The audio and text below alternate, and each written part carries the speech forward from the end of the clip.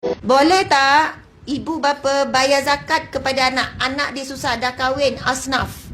Ibu bapa nak keluar zakat bagi kat anak, boleh tak? Anak pula bagi zakat dekat mak ayah susah.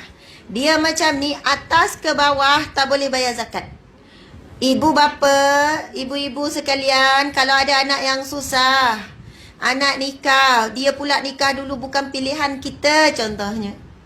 Lepas tu susah, jangan sekali-kali sebut tu lah, kau tak derhaka mak kan hidup kau susah. Sesen pun mak tak nak tolong. Na'udzubillah min zalik. Na'udzubillah, na'udzubillah. Kita jadi ibu bukan dimuliakan dengan pangkat, dimuliakan dengan amanah. Bukan sebab jadi ibu tu kita berbangga dengan pangkat kita jadi ibu, ada kuasa jadi ibu, soalannya mudah kita nak letakkan anak derhaka. Sedangkan pada zaman Sayyidina Umar pernah seorang anak ayah mengadukan tentang anak. Kemudian anak ni pun tanya, wahai Sayyidina Umar, adakah anak je derhaka, ibu bapa boleh jadi derhaka? Sayyidina Umar kata, ya, ibu bapa juga boleh jadi derhaka. Dia pun cerita apa masalah. Sayyidina Umar kata, kamu lebih dahulu derhaka sebelum anak kamu derhaka kepada kamu. Sebab itu kita ni, bila kemuliaan kita tinggi didarikan darjat oleh Allah para wanita sekalian, bersamanya ada amanah. Antara amanah seorang ibu adalah mendoakan anak walaupun anak tu menyakitkan hati sampai mati. Sebab doa adalah kepala ibadah. Doa adalah ibadah yang besar dalam Islam sebenarnya. Dan Allah bagi lidah yang mustajab, lidah yang masing kepada seorang ibu. Saya tak pelik ramai ibu-ibu kecil hati dengan anak. Menangis, ustazah, pedih apa yang anak saya buat. Kalau ustazah duduk tempat saya macam mana? Saya kata memang cerita Hajah ni sangat dahsyat. Anak buat macam ni. Saya rasa saya tak mampu dah nak doakan dia, ustazah. Selagi mana dia tak minta maaf dengan saya tak akan doakan dia. Terputuslah doa dia daripada saya. Saya kata kalau Hajah buat syarat macam tu, kemungkinan besar anak tak datang minta maaf, kemungkinan besar anak tak balik, anak tak datang sampai Hajah mati. Kenapa, ustazah? Apabila puan mengatakan tak ada doa untuk anak, terputus pintu rahmat Allah untuk anak, terputus hidayah Allah untuk anak. Macam mana anak tu nak sedar dia buat salah? Sepatutnya Hajah, bila anak menyakitkan hati macam ni, dia darah daging kita, lagi kuat Hajah doakan untuk dia. Dan Hajah akan berbahagia saat dia kembali dalam keadaan dia sedar dan dia insaf. Subhanallah. Nak sebut tadi wanita bila dia keluarkan belanja daripada simpanan kita. Anak kita susah, tak boleh bayar zakat pada anak ya.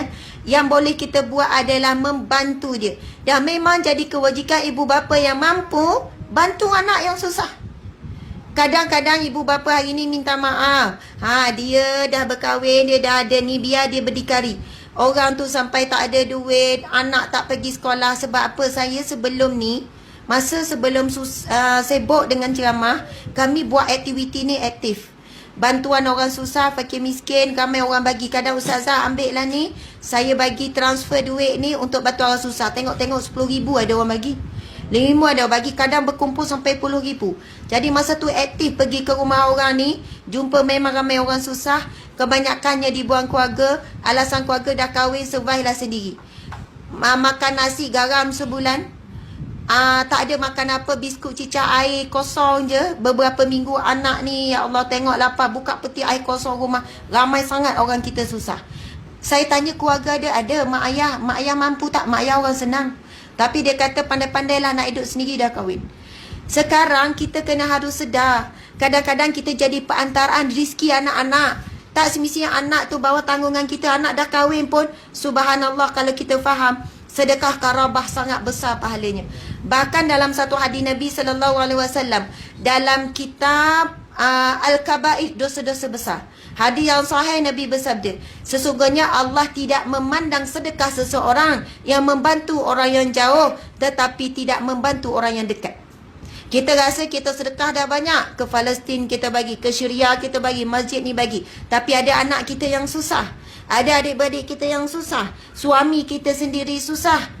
Siapalah mak ayah ke tok-tok saudara ahli keluarga ada yang susah, kita duk bagi pada yang jauh. Kita bimbang di bangkit di akhirat kelak, kita ingat kita dapat pahala sedekah yang banyak, rupanya Allah Ta'ala terhijab kerana kita tak bantu orang yang terdekat. Kalau orang ada sikap ni, nescaya tak ada orang yang susah. Tapi kadang prinsip kita nak tolong adik tapi dia pemalas, baik tolong orang Syria. Ni tak faham dari sudut keutamaan. Memang adik tu pemalas. Lagi saya tolong dia lagi pemalas. Kenangkan anak dia. Bagi melalui anak dia. Anak ni sekolah, you orang tak bayar, pergi ni. Kalau rasa tak nak bagi dekat bapak tu sebab bapak tu tak bekerja, pemalas. Sebab dia ada tanggungan, anak tu anak saudara kita. Kita mungkin tak ada tanggungjawab pada adik tu, tapi pada anak saudara. Ini umum lah ya, boleh pergi luas lagi ni. Dan Nabi sambung sabda tu, dan Allah tidak akan memandang wajahnya di hari kiamat kelak. Berat.